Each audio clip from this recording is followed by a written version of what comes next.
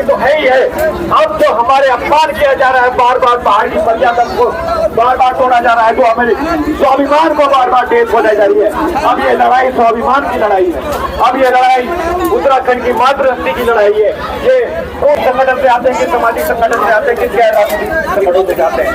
अब हमें पहाड़ के मुद्दों पे, उत्तराखंड के ज्वलंत मुद्दों पर एक होना होगा, क्योंकि अगर अभी भी हम एक नहीं हुए तो प्रेमचंद अग्रवाल के साथ। और मैं तो प्रेमचंद्र तेरे को तो धन्यवाद देता हूं कि तूने हमारे पहाड़ियों को जगा दिया है, पर छोड़ेंगे नहीं तेरे को जब तक तू पहाड़ छोड़कर नहीं जाएगा। इसका मतलब नहीं कि तेरे को छोड़ देंगे, लेकिन तेरा धन्यवाद, तूने हम पहाड़ियों को जगा दिया है। जो हम पहाड़ी सोए थे, और इसी क्रम में हम तब तक उन लोगों को नहीं छोड़ेंगे जो पहाड़ विरोधी बातें करेंगे। क्या कहेंगे उस बात को कि जो प्रेमचंद अग्रवाल ने साला शब्द का उपयोग किया, और मन में तो और बहुत कुछ बातें रही होंगी जो कि सदन में वो बोल नहीं पाए, परंतु केवल साला ही बोला, उतने में जो आग लग गई है उत्तराखंड के अंदर। मैं इसकी सबसे पहली गलती अपना जिम्मेदार इसको मैं खुद को मानता हूं, और दूसरा जवाबदार मैं मानता हूं उत्तराखंड के संपूर्ण मूल निवासियों को, और जवाबदार मानता हूं उन 70 विधायकों को, जवाबदार मानता हूं मैं। नहीं तो प्रेमचंद अग्रवाल की क्या हिम्मत थी पहाड़ियों की गाली देने की? उसके जवाबदार हम हैं। एक बाहर का व्यक्ति हमको बोलता है, बाहर का व्यक्ति, अरे ये हमारे पुरखों ने पहाड़ का छाती छीन के हमको दी है।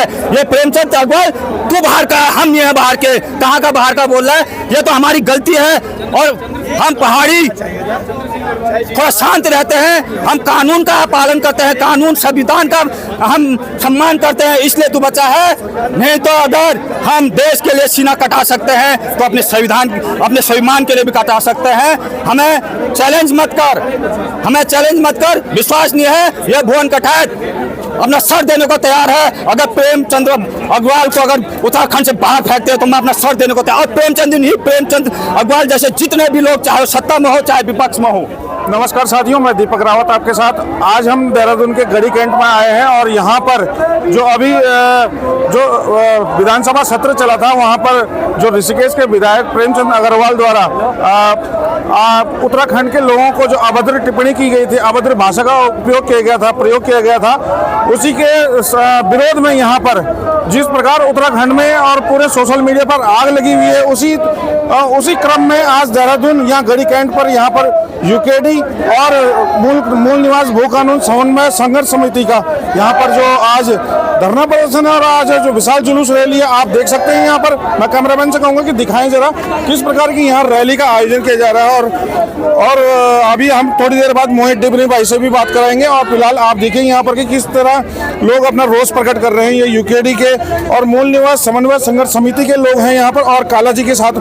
आइए काला जी से मिलते हैं। काला जी नमस्कार। जी नमस्कार। क्या हाल है आपके? बहुत बढ़िया। काला जी, आज क्या कुछ रहा? हम तो बहुत लेट पहुंचे, अभी तक क्या कुछ हुआ? और यहाँ पर देखने को मिल रहा है कि हम पुलिस ने आपको रोका हुआ है। देखिए, पहले तो ये बात है कि उत्तराखंड का आम जनमानस आज बहुत आहत है कि जिसको हमने वोट दिए हैं वो पार्टी के नेता आज सत्ता के घमंड, इतना सत्ता का इतना घमंड हो गया कि वो ये नहीं सोच पा रहे कि क्या बोलना और क्या नहीं बोलना है। विधानसभा के अंदर जब विधानसभा का सत्र चल रहा हो और एक ऐसे व्यक्ति को आपने संसदीय कार्य मंत्री बना रखा है जो विधानसभा के अंदर हमें गाली दे रहा है। और ये क्यों गाली क्यों दी? क्योंकि उस विधायक के अंदर बहुत ज्यादा फ्रस्ट्रेशन है, क्योंकि हम विरोध प्रदर्शन कर रहे हैं। वो विधायक, वो नेता, वो मंत्री, वो लगातार हमारे खिलाफ काम कर रहा है। चाहे वो ऋषिकेश की सड़कों पे किसी को पीट दे, चाहे वो अपने बेटे को या अपनी बेटी को विधानसभा में प्रमोशन करवा दे, या अपने बेटे को नौकरी पे लगा दे, या फिर हमारे जो पहाड़ी जो क्षेत्र है वहाँ पे बड़े बड़े रिजॉर्ट बना रहे हो। इसके साथ साथ करप्शन, पैसा, और इसके बाद जब हम आवाज उठाएं तो हम ही को गाली। तो ये कारण है कि आज मंत्री के खिलाफ ये सब लोग लामबंद यहाँ पर हुए हैं। आप क्या मानते हैं कि जो विधानसभा सत्र में उन्होंने जो ऋषिकेश के विधायक और मौजूदा कैबिनेट मंत्री हैं प्रेमचंद अग्रवाल, जिन्होंने अभद्र भाषा का उपयोग किया। आप उस भाषा को गाली मानते हैं या उस बयान को गाली मानते हैं कि जिसमें उन्होंने कहा कि उत्तराखंड के अंदर तो कोई था ही नहीं, उत्तराखंड में सब राजस्थान से आपका बाहरी राज्यों से आए हैं, उसको गाली मानते हैं? देखिए, हम मूल निवास 1950 की मांग क्यों कर रहे हैं? इसीलिए तो कर रहे हैं। हमें सब पता है कि हमारे पूर्वज कहाँ से आए, सबको पता है कि हम लोग बाहर से आके, लेकिन वो कब आए? आज से 700, 800, 900 साल पहले। और मतलब बहुत ज़्यादा दुर्लभ परिस्थितियों में हमारे लोगों ने अपने घर बनाए, खेत बनाए और वहाँ पे रहे हैं। और हमारी एक संस्कृति है और वही संस्कृति को बचाने के लिए उत्तराखंड का जन्म हुआ था। और आज जब ये लोग लामबंद हुए तो उस संस्कृति को बचाने के लिए ये लामबंद हुए हैं। और जब वो मंत्री जी या जब हमें बाहर का बोल रहे हैं तो इसीलिए हम मूल निवास 1950 की बात कर रहे हैं कि भाई उत्तराखंड का मूल निवासी कौन है। सरकार ने अभी मूल निवास भू कानून लागू किया, वो तो कह रहे हैं कि हमने सशक्त भू कानून ला दिया है उत्तराखंड के अंदर। देखिए, इससे पहले वो यूसीसी लेके आए और यूसी समान नागरिक संहिता का मतलब क्या होता है कि एक प्रदेश एक कानून। तो उत्तराखंड के अंदर एक प्रदेश के अंदर 2 भू कानून क्यों? और ये जो दो भू कानून है कि 2 जिले जो उधम सिंह नगर और हरिद्वार को छोड़ दिया जाए ताकि वहाँ पे जमीनों की खरीद फरोख्त बढ़े, वहाँ पे डेमोग्राफी बढ़े और आने वाले टाइम पे फिर एक पहाड़ और मैदान की खाई को और ज्यादा बढ़ा दे। ये सीधा मकसद ये है, बाकी कुछ नहीं है। चलिए, तो ये हमारे साथ है प्रमोद काले, निवास भू कानून समन्वय संघर्ष समिति को रन कर रहे हैं और यहाँ पर इसी क्रम में गढ़ी कैंट में भी आए हैं। जिस प्रकार की सर, सबसे पहले तो बधाई, शुभकामनाएं। और जिस प्रकार आप आवाज़ उठा रहे हैं उत्तराखंड के मूल निवासियों की, और यहाँ पर देखने को ये मिल रहा है कि यहाँ पर पुलिस बल पूरा तैनात है और आपको अंदर नहीं जाने दिया गया है, क्या कुछ रहा आज? हम सब लोग जानते हैं कि जब जनता सड़कों पर आती है तो पुलिस बल तैनात कर दिया जाता है। तो ये सरकार तो डरती है जनता की आवाज़ से, और हर बार की तरह इस बार भी बैरिकेडिंग मुख्यमंत्री आवास के बाहर कर दी गई है। और इतनी बड़ी फोर्स, न जाने किस बात का डर इन्हें है। हम लोग कोई आतंकवादी तो है नहीं जी, बिल्कुल। हम लोग तो शांतिपूर्ण तरीके से अपनी बात कह रहे हैं। और इस तरह से देखिए कि आप यहाँ से हटिए, तो ये जो किया जा रहा है, ये पुलिस फोर्स आप देखिए ना, इतनी बड़ी तादाद में यहाँ पे आपने पुलिस फोर्स तैनात कर दिया गया है ताकि लोग डरे, उनके अंदर डर पैदा हो। लेकिन यहाँ के लोग डरने वाले नहीं हैं जी। यहाँ के लोगों ने मुलायम सिंह यादव की गोलियों से नहीं डरे, तो ये बिल्कुल पुलिस के लाठी डंडों से डरने वाले यहाँ के लोग तो है नहीं। यहाँ की भूमि में तो क्रांति है, यहाँ के लोगों के खून में एक तरह से अलग तरह का उबाल है। यहाँ के लोग उत्तराखंड राज्य निर्माण के लिए अपनी शहादत दे सकते हैं, तो उत्तराखंड राज्य को बचाने के लिए भी कई लोग शहादत देने के तैयार हैं। और आज अस्मिता का सवाल है, स्वाभिमान का सवाल है, इस पर चोट हो रही है। या सबसे बड़ा होता है स्वाभिमान, उस पर चोट हो रही है। लोग सड़कों पे आएंगे, विरोध करेंगे। अभी तो बहुत छोटा विरोध चल रहा है और माइनर स्तर पे चल रहा है। ये जब विरोध बड़े लेवल पे होगा तो इस सरकार को अपना चेहरा छुपाना मुश्किल हो जाएगा, चाहे कोई भी हो, मंत्री विधायक। ये अभी जिस धौंस में है, ये जनता की ताकत इन्होंने अभी देखी नहीं है। ये जनता सत्ता पर बैठाती भी है और सत्ता से बाहर पटकती भी है, और इनको इस बात का एहसास होना भी चाहिए। एक बदतमीज़ कैबिनेट मंत्री विधानसभा के अंदर आप शब्द कहते हैं, आप उसको संरक्षण देते हो।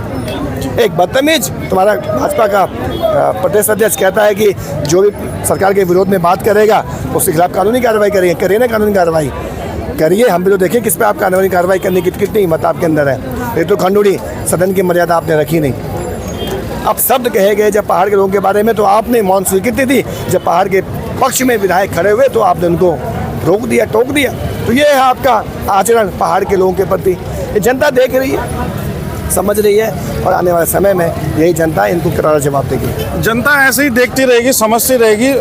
लेकिन जो प्रेमचंद अग्रवाल ने सदन के अंदर पर जो अभद्र भाषा का उपयोग किया, उसके बाद तो कहीं ना कहीं ऐसा देखने को मिला, जैसे अभी ऋतु खंडूरी जी का भी एक बयान आया है कि उन्होंने कहा कि मैं खालिश पहाड़ी हूँ। अब क्या पहाड़ी होते हुए उनको अपना बयान देना पड़ेगा कि वो खालिश पहाड़ी हैं या नहीं? देखिए, होने के लिए तो पहाड़ी है, और लेकिन जो इनका आचरण है, ऐसा आचरण पहाड़ियों का नहीं होता है। पहाड़ के लोग तो एक तरह से बहुत ही सबको आत्मसात करने वाले लोग, हर किसी की भावनाओं की कदर करने वाले लोग, मर्यादा में रहने वाले लोग होते हैं। लेकिन आपका आचरण तो हमने विधानसभा में देख लिया है। पहाड़ के लोग ऐसे कैसे हो सकता है कि आप जो पहाड़ के पक्ष की बात करने वाले लोग हैं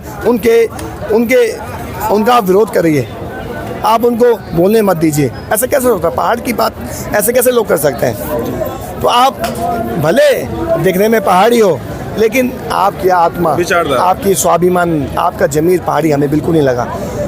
तो इस बात को पूरी दुनिया ने देखा, देश ने देखा, आपका आचरण देखा। हमने आपके पिताजी पूर्व मुख्यमंत्री मेजर जनरल भुवन चंद्र खण्डूरी जी को भी देखा, जिन्होंने लोकसभा में उत्तराखंड राज्य निर्माण के लिए जो ललकार दी थी, उसका एक बड़ा असर पड़ा। आप उनकी बेटी हो, इस बात का हमको बड़ा अफसोस होता है कि आपके अंदर किस तरह का खून इस समय दौड़ रहा है।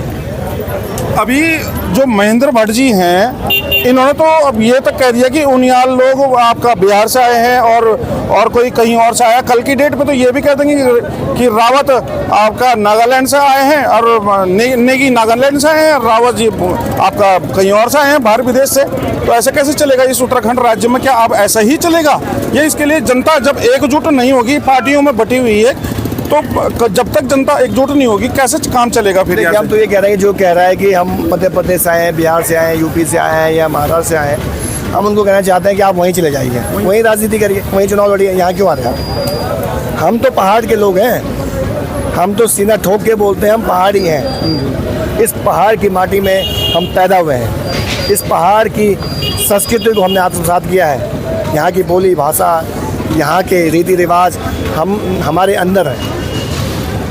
आप बताइए ना, जो आप बिहार की बात करते हो, कभी अन्य राज्यों की बात करते हो, तो आपको जाना चाहिए वहीं, फिर यहाँ क्या कर रहे हो आप इस राज्य में? तो हम यही बात कर रहे हैं कि जो यहाँ उत्तराखंडियत जिसके अंदर होगी, पहाड़ियत जिसके अंदर होगी, वो ऐसी बातें कभी नहीं करेगा। और आज अपनी राजनीति के लिए आप एक पासवान जैसा व्यक्ति जब इस राज्य में मेयर बन जाता है, आप उसके पक्ष में खड़े होने के लिए इस तरह से बातें करते हो, तब दुख होता है। तब हमें आपके पहाड़ी होने पर भी शर्म आती है, इसका अफसोस होता है कि आप कैसे पहाड़ी हैं, जो पहाड़ के होने के बावजूद भी पहाड़ के लोगों की बात नहीं करते हैं, और आप ऐसे लोगों के पक्ष में खड़े होते हैं जो पहाड़ के हमेशा विरोधी हैं। चलिए, हमारा सहयोग आपके लिए बराबर रहेगा, जहाँ भी होंगे याद करना। ठीक। तो देखिए, ये थे मोहित डिमरी जी, और इन्होंने जो बातें कही आपने सुनी। और यहाँ पर मैं आपको दिखाना चाहता हूँ कि किस प्रकार यहाँ पुलिस बल तैनात है और किस प्रकार ये पुलिस बल ने यहाँ पर इनको आगे नहीं जाने दिया, और किस प्रकार की यहाँ कार्रवाई हो रही है, तंत्र किस प्रकार काम कर रहा है। यहाँ पर आप मेरे बैकग्राउंड में देख सकते हैं कितना पुलिस बल तैनात है। और मोहित डिमरी जी ने कहा है कि जिसने ये कहा है कि उत्तराखंड के लोग, कोई राजस्थान से, कोई बंगाल से, कोई बिहार से, कहीं से भी आया है, वो लोग तुरंत वहीं के वहीं चले जाएं। और उन्होंने ये कड़े शब्दों में और साफ शब्दों में बोला है, और हम आपको दिखाएंगे आगे कुछ क्या कर रहने वाला है। यहाँ पर बने रहिए हमारे साथ। और पिथौरागढ़ से लेकर पौड़ी हो या टीवी से लेके आपका ठेठ हमारा आराकोट हो, और जौन साहब से लेके हमारा दर्शन हो, हम सब मूल्यवासियों को ये सुनना पड़ेगा, पूरे जितने सबको ये करना पड़ेगा। और इनके खिलाफ अब धन्यवाद। जय उत्तराखंड। सारे लोग यहाँ पर बैरिकेडिंग के ऊपर चढ़े हुए हैं और यहाँ पे हमें रोका गया है। यहाँ पे लगातार धक्का मुक्की पुलिस के साथ हमारी चल रही है। करीब आधा एक घंटा से हम यहाँ पे हैं और अभी तक मुख्यमंत्री धामी की तरफ से कोई भी ज्ञापन लेने यहाँ पे नहीं पहुँचा है। आप आशीष को देख सकते हैं, उसकी धक्का मुक्की चल रही है पुलिस के साथ। प्रेमचंद अग्रवाल मुर्दाबाद के नारे बुलंद हो रहे हैं, लेकिन धामी सरकार की तरफ से कोई भी प्रतिनिधि, कोई मंत्री अभी तक यहाँ मौके पर नहीं पहुंचा है। ये बेशर्मी का आलम है कि जनता के इतने बड़े आक्रोश के बावजूद भाजपा सरकार अभी तक आंदोलनकारियों का ज्ञापन लेने तक यहाँ पे नहीं पहुंच रही है। किसी प्रतिनिधि को यहाँ पे नहीं भेजा जा रहा है।